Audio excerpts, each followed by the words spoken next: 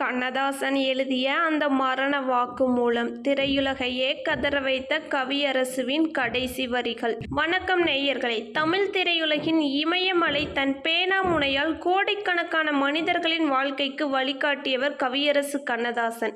காதலையும் காதலின் வலியை, வாழ்வின் தத்துவங்களை, மரணத்தின் மர்மங்களை, ஆன்மீகத்தின் ஆழத்தை என அனைத்தையும் தன் வரிகளில் வடித்த கவியரசு தான் ஒரு மனிதன் என்பதையும் தாண்டி ஒரு தீர்க்கதரிசியாகவே வாழ்ந்தவர். எத்தனையோ மாபெரும் காவிய பாடல்களை தமிழ் சினிமாவிற்கு தந்த அவர் தன் வாழ்நாளில் இறுதி நாட்களை நெருங்கி கொண்டிருந்த போது தனக்கு மரணம் மிகவும் நெருங்கிவிட்டதை முன்கூட்டியே உணர்ந்து தமிழ் சினிமாவிற்கு ஒரு மரண வாக்குமூலம் போல ஒரு பாடலை எழுதிவிட்டு சென்றார் என்றால் உங்களால் நம்ப முடிகிறதா? அந்த வரிகளை கேட்டு அந்த பாடலின் பின்னணியை அறிந்து ஒட்டுமொத்த திரையுலகுமே நள்ளிரவில் கதறி அழுத அந்த நெஞ்சை உழுக்கும் உண்மை சம்பவத்தை இன்று விரிவாக பார்ப்போம்.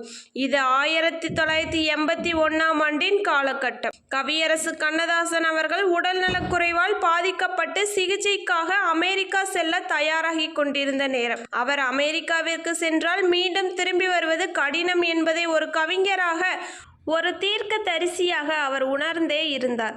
அந்த நேரத்தில் தான் இயக்குனர் பாலு மகேந்திரா இயக்கத்தில் கமலஹாசன் நடிப்பில் உருவான 3ஆம் பிறை திரைப்படத்திற்கு பாடல் எழுத அவர் அழைக்கப்பட்டார். அந்த படத்தின் கிளைமேக்ஸ் காட்சியில் வரும் ஒரு சோக பாடலுக்கு ஒரு மனிதனின் கடைசி ஆசையும் பிரிவின் வழியையும் சொல்லும் வரிகள் தேவைப்பட்டன. அமெரிக்கா புறப்படுவதற்கு சில நாட்களுக்கு முன்பு கவியரசு கண்ணதாசன் இந்த வரிகளை எழுத அமர்ந்தார். அவரது உடல்நிலை மிக மோசமாக இருந்தது.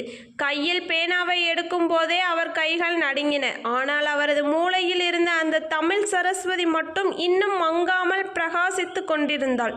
அவள் எழுத தொடங்கிய அந்த பாடல்தான் கண்ணே கலைமானே கண்ணி மயிலை என கண்டேன் உனை நானே என்ற உலக புகழ் பெற்ற பாடல். இந்த வரிகள் வெறும் காதல் பாடலாக தெரிந்தாலும் அதன் உள்ளே கண்ணதாசன் தன் வாழ்வின் இறுதியை எவ்வளவு ஆழமாக மறைத்து வைத்திருந்தார் என்பதுதான் இங்கே ஆச்சரியம். அந்த பாடலின் சரணத்தில் காதல் காதல் என்று பேச, கண்ணீரே நெஞ்சில் மிஞ்சும், நாளை என்ன நடக்குமோ அதை இறைவன் அறிவான் என்ற அவர் எழுதிய ஒவ்வொரு வரியும் தன் மரணத்தை அவரே முன்னறிவிப்பது போல அமர்ந்திருந்தது. தான் மீண்டும் வரமாட்டோம் என்பதை உணர்ந்த அவர் அந்த பாடலின் மூலம் தன் ரசிகர்களிடமும் தமிழ் சினிமாவளிடமும் ஒரு பிரியா விடை பெற்று கொண்டார்.